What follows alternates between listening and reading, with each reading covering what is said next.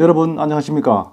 4.7 서울 부산시장 등 보궐선거가 자유우파의 완승으로 끝났습니다. 모처럼 기쁜 마음으로 4월 8일 시국 단상을 보내드리겠습니다. 제목은 문재인 정권은 국민이 표본시르 청개구리 정도로 보이는가 입니다. 서울과 부산시장 선거에서 집권당인 더불어민주당이 참패했다. 어떤 시민은 개망신을 당했다고 말하기도 했다. 집권당이 참패를 했든 개망신을 당했든 그냥 그렇게 된 것이 아니다. 다 그럴 만한 이유가 있을 것이다. 그 이유는 이런 것들이다.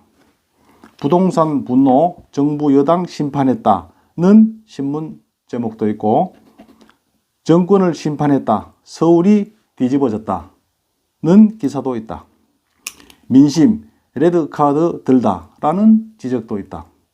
또 어떤 국민은 집권 세력이 천도를 무시하다 하늘의 노여움을 자초했다고 지적했다.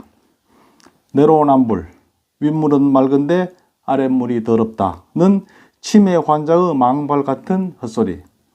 세금으로 부동산을 때려잡겠다는 무지막지한 정책 폭거등 등 여당이 폭삭 망한 원인은 이루 헤아리기 어려울 정도로 많다. 여당의 이런 행위를 지켜본 민심의 폭발을 두고 민심이 천심이다고 했다. 다양한 지적들이 있지만 한마디로 권력 잡은 자들이 국민을 무시하는 이른바 안하무인의 오만함과 정치 만행이 불러온 필연의 결과라는 여론이 지배적이다. 이 같은 정권 참사에 대해 집권 세력이 참회와 뉘우침과 반성은 하지 않고 얄팍한 변명과 간교한 면피성 발언이나 늘어놓고 말지 어떻게 할지 자못 궁금하다. 집권 여당의 KO패는 문재인 대통령의 책임이 크다. 문재인 대통령은 취임 초기부터 일구이연으로 국민을 실망시켰다. 문재인 대통령이 내뱉은 수많은 발언과 약속은 제대로 실행되지 않았다. 문재인 대통령은 인사가 만사라는 평범한 통치술도 제대로 지키지 않았다. 예를 들면 조국, 추미애, 박범계 같은 법치 파괴자들을 법무부 장관이란 요직에 앉혀놓고 직권 남용과 자기 식구 챙기기에 혈안이 되어 있다. 청와대엔 대통령의 눈과 귀를 가리고 출세지향적인 간신배들이 수두룩하다. 여당은 180여석이란 압도적 국회 의석을 무기로 상임위원장 자리를 독식하고 무소불위의 입법권을 휘두르며 국회를 난장판으로 만들고 있다. 국회는 무법자들의 소굴처럼 타락해 가고 있다. 정치는 물론 경제, 외교, 안보, 문화 등 어느 분야 하나 제대로 이끌고 나가는 것이 없다. 재난지원금이란 명목의 노란 돈 몇 푼 던져주면 앞으로 20년, 30년 집권도 가능할 것이라고 호언장담하는 그 시건방진 경거망동도 그렇다. 이런 삼류 날라리 작태를 보다 못한 국민들의 분노가 이번 서울 부산시장 보궐선거에서 폭발한 것이다. 1920년대에 발표된 염상섭의 단편소설 표본시르 청개구리가 오늘에 환생한 듯하다.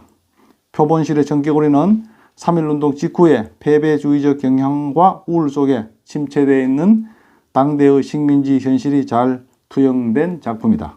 허무주의적 절망과 시대적 아픔, 그리고 젊은 지성인들의 번민에 쌓인 서글픈 분위기, 당대의 절망적이고 암울한 식민지 사회의 시대상을 은유적으로 잘 나타낸 명작으로 평가받고 있다.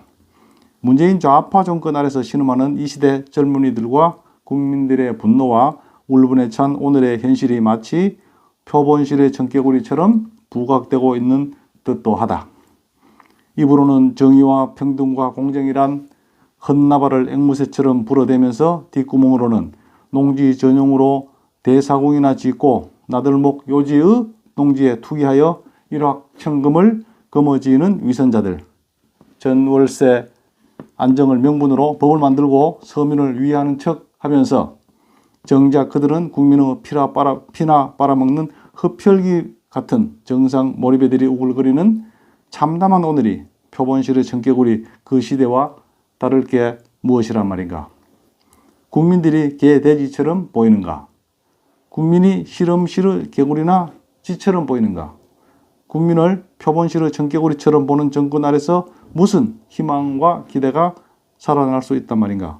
분노하고 폭발하며 깨어있는 국민만이 밝은 미래를 가져올 것이다.